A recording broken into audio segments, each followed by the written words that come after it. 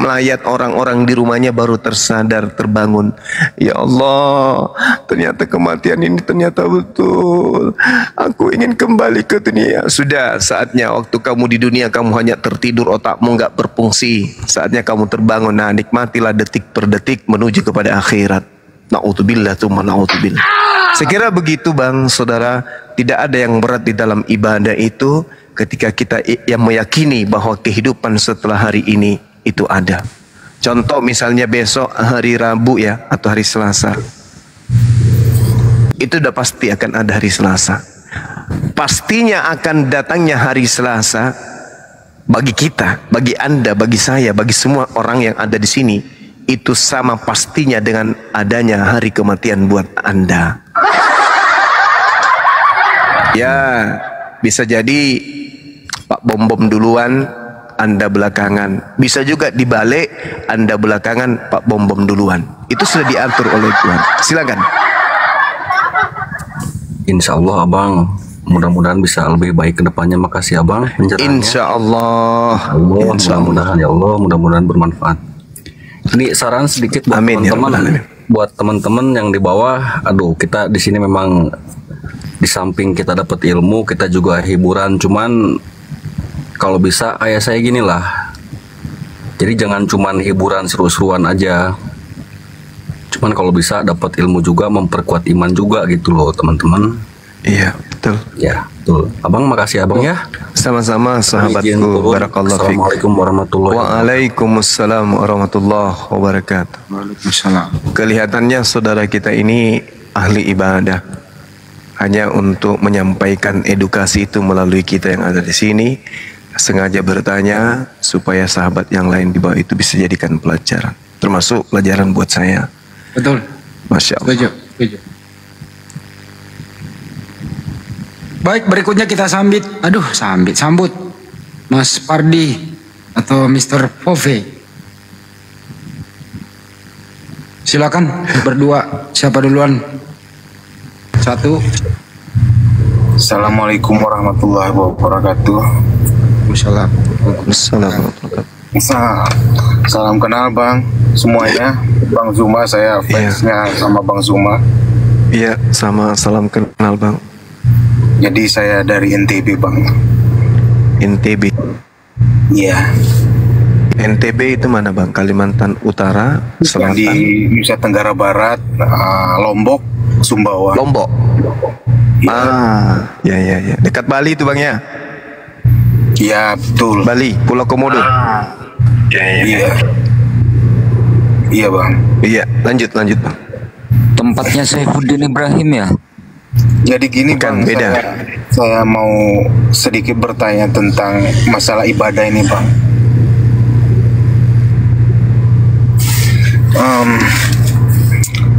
Selama ini saya kok selalu selalu berat untuk menjalani ibadah ini, untuk menghadap Allah Subhanahu Wa Taala.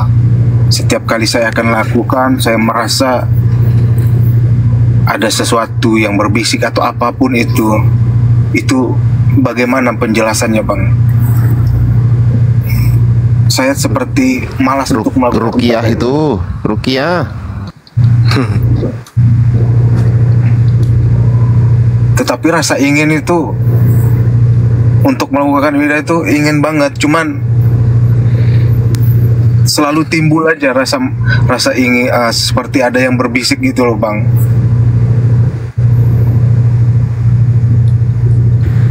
Udah pernah cek kodam bang? Ada yang bisikin mungkin?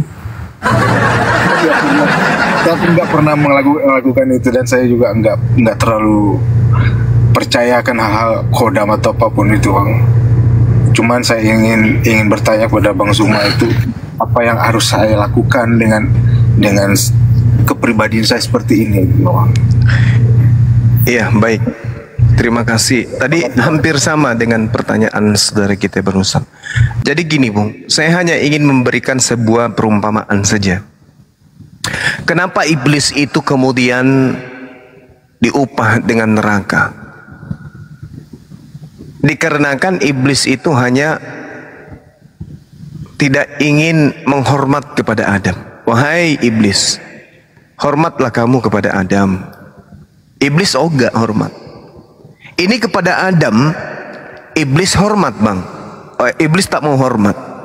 Tapi kepada Allah iblis itu hormat. Maksudnya pada saat Adam belum dicipta kemudian Allah itu dihormati oleh sang iblis. Nah, iblis diperintahkan menghormatlah engkau kepada Adam. Iblis ogah, alasannya ya aku dicipta lebih sempurna. Aku dari api, dia kemudian dari tanah. Ya secara sepintas alasan iblis ini betul adalah alasan akal-akalan. Tetapi dasar pijakannya kemudian karena merasa dirinya itu lebih hebat. Nah, perintah ibadah yang datang kepada kita umat Islam itu adalah bukan menghormat kepada Adam, tapi menghormat kepada Allah. Jadi jatuh-jatuhnya orang yang tidak mau menghormat kepada Allah, dalam arti kata ibadah kepada Allah, itu statusnya lebih rendah dari iblis.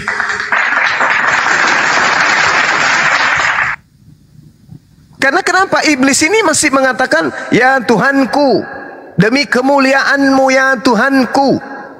Berarti iblis masih memuliakan Allah. Hanya saja iblis itu tidak mau menghormat kepada Adam. Itu aja, karena sifat sombong. Sehingga apabila ada orang yang kemudian ingkar untuk taat kepada Allah, berarti dia lebih iblis daripada iblis. Sementara iblis tempatnya adalah neraka. Jadi kita ini tempatnya di mana kalau kita lebih iblis daripada iblis? Mereka nggak hormat, iblis ini nggak hormat kepada Adam. Ketika diminta untuk sujud menghormat. Nah, sementara manusia, wa ma khalaqtul jinna wal insa illa liya'budu, diperintahkan kemudian untuk bersujud menyembahnya kepada Allah. Kita nggak mau, berarti kita lebih setan daripada setan. Nah, kemana perginya orang yang lebih setan daripada setan? Sedangkan orang-orang kafir yang tidak menyembah kepada Allah saja, Allah ancam dengan ancaman yang sangat dahsyat. Innal ladzina kafaru min ahlil kitabi wal musyrikina fi nari jahannam khalidina fiha. Mereka kemudian kekal di neraka. Ya, jadi kalau kita ini mumpung kita masih muslim, maka kita harus menyadari malasnya kita ibadah dikarenakan karena iblis itu memang sudah bersumpah. Apa kata iblis? Fabima aqwaitani la aqwadanna lahum sirataka mustaqim. Ya, seperti itu ayatnya ya. Kalau salah tolong saya diluruskan, ditegur kemudian. Di situ iblis mengatakan begini, karena engkau telah menyesatkan aku, kata iblis, pasti aku akan selalu menghalangi mereka untuk ibadah di jalanmu.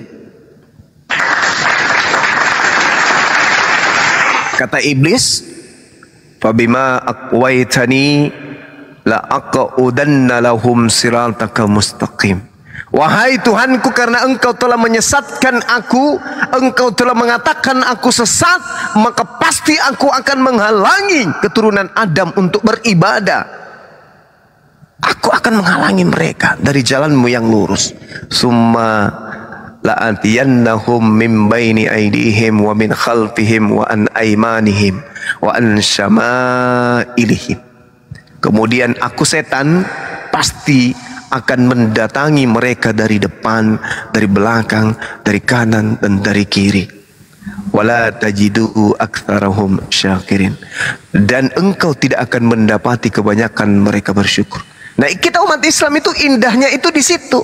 Kenapa kita malas ibadah? Karena ternyata setan yang menghalangi kita. Kalau setan berhasil menghalangi kita ibadah, berarti kemenangan bagi setan, kekalahan bagi kita. Karena setan ini memang ditangguhkan oleh Allah.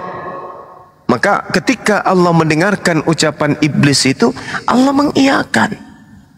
Apa kata Allah? Qala kharuj minha mas'u madhura laman tabi'aka minhu la amla anna jahannam minkum ajma'in. Itu kata Allah, itu ancaman Allah. Pasti akan aku isi neraka jahanam dengan kamu semua. Kamu di sini termasuk orang yang kemudian malas untuk beribadah. Saya kira begitu, Bung. Singkat dan mudah-mudahan bisa dijadikan sebagai edukasi buat saya pribadi dan siapapun yang merasa bahwa di dalam dirinya itu banyak hal yang harus diusir berupa iblis sehingga malas ibadah. Demikian.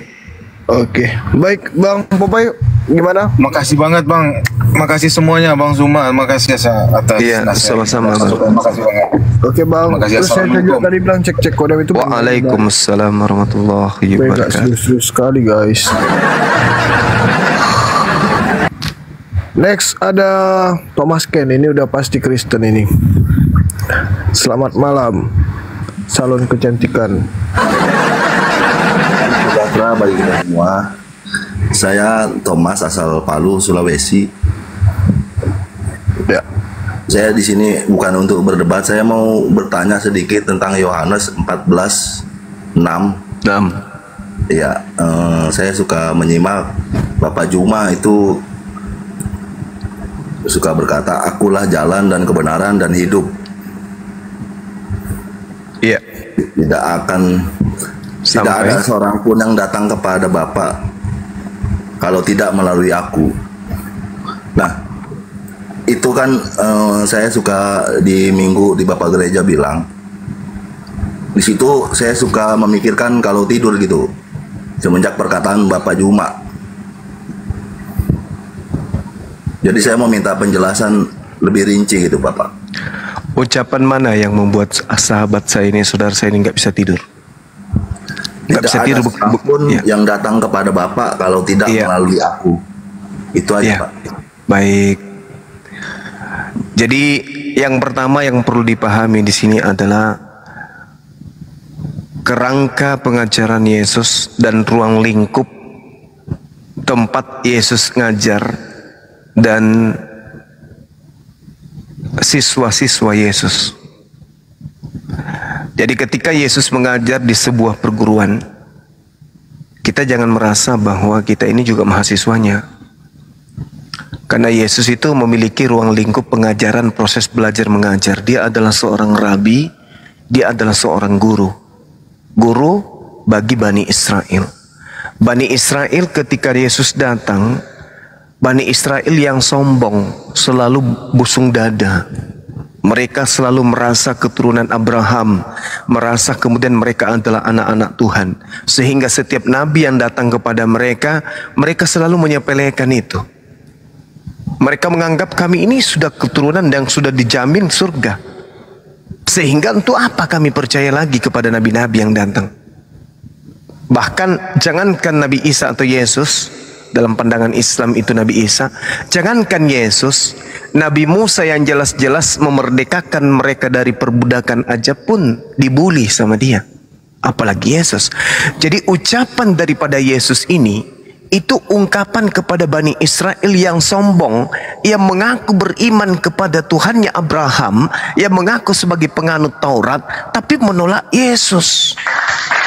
Maka Yesus mengatakan, meskipun Abraham adalah bapakmu, meskipun Musa adalah nabimu, meskipun Taurat adalah kitabmu, tapi kalau kau menolak aku, maka kamu tidak akan sampai kepada Bapa. Itu maksudnya. Kata Yesus kepadanya, nya di situ siapa?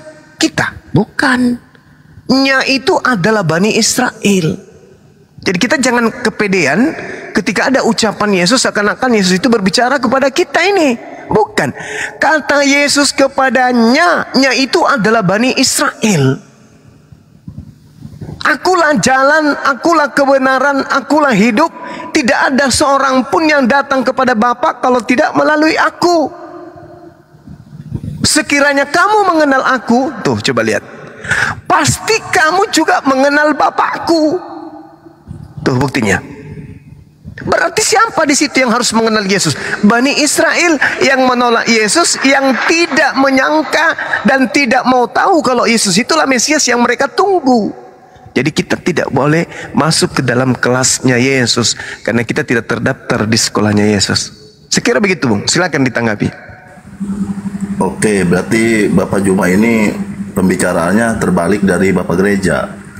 Silakan. Ya. Oke, saya terima masuk akal dari perkataan Bapak Juma ya. Ya. Dan satu lagi, silakan. Setiap minggu itu di dalam pertama itu pendeta bilang bahwa agama yang paling kasar, agama yang paling ya maaf ya untuk umat. Nggak apa-apa Pak. Muslim, maaf ya. Nggak apa-apa. Bilang Islam itu agama teroris. Saya mau bertanya, apa itu benar agamanya atau orangnya? Itu aja Pak pertanyaan saya itu. Iya. Jadi kalau berbicara agama Islam itu agama jihad. Jihad itu berjuang. Bukan jihad teroris itu, bukan Pak? Oh, beda. Jihad itu berjuang. Ya, bukan menjajah.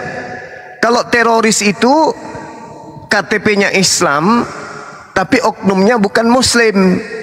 KTP-nya aja Islam. Karena Muslim itu adalah mentaati perintah-perintah Allah untuk tidak membunuh manusia. Coba kita lihat di dalam ajaran Islam, di dalam surah Al-Maidah ayat 32. Cerminan agama Islam itu sebagai satu agama.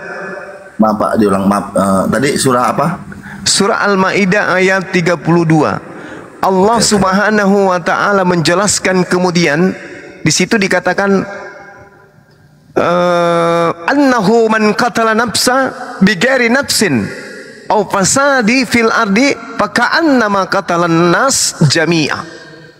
Barang siapa kemudian yang membunuh satu manusia bukan karena berbuat kerusakan di bumi manusia tersebut, maka dia seakan-akan telah membunuh seluruh umat manusia.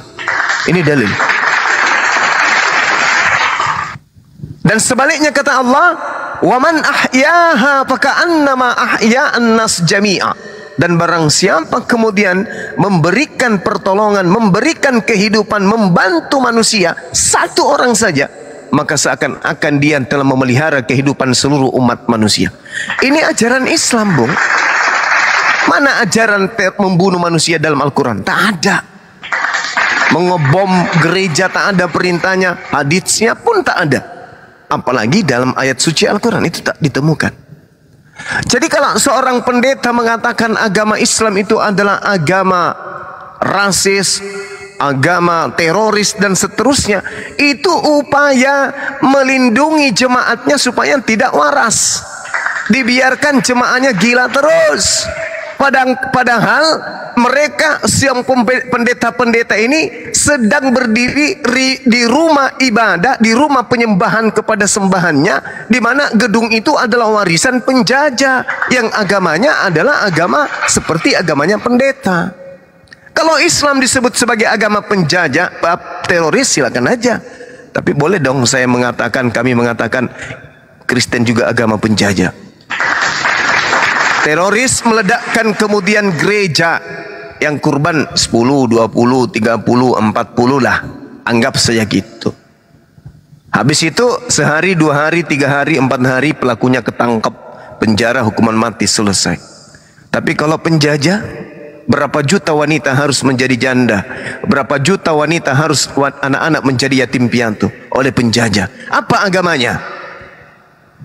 Mungkin dikatakan penjajah bukan beragama Kristen, tapi Kristen adalah agama yang dianut oleh mereka yang menjajah. Jelas itu. Itu pasti. Gak bisa lagi kita main kata tentang itu. Karena Kristen ini adalah ketika dicek KTP para penjajah, agamanya Kristen.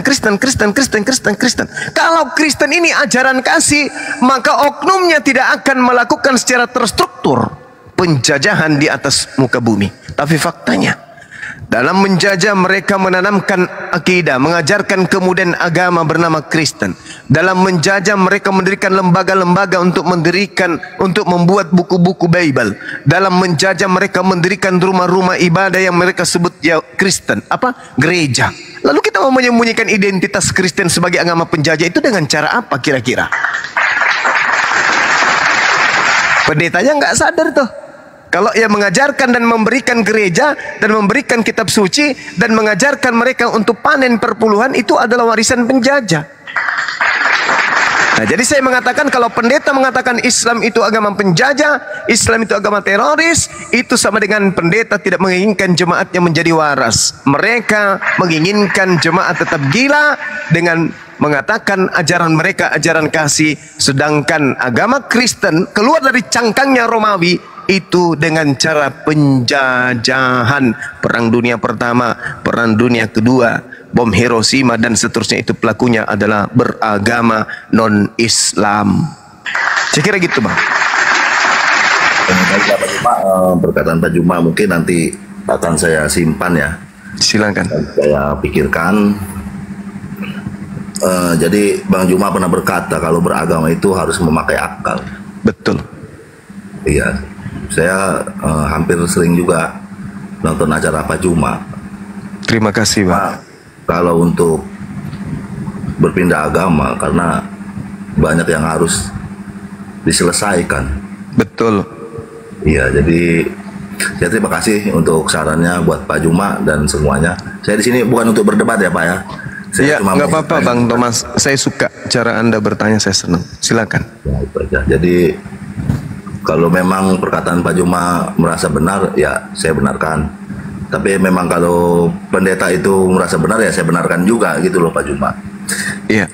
Iya, mungkin nanti di pas minggu apabila dia mengatakan agama Islam itu, biasanya dia sering-sering begitu di gereja manapun. Cuma saya yang berani loh Pak Juma yang bicara seperti ini.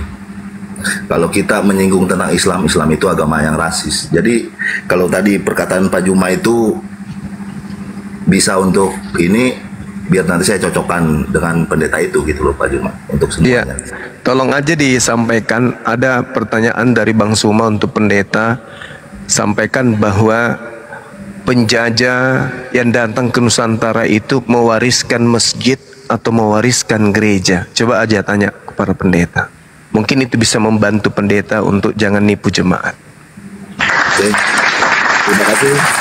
Iya, sama-sama Bang. Sejahtera buat kita semua. Makasih ya Pak Juma. Makasih Saudara Thomas.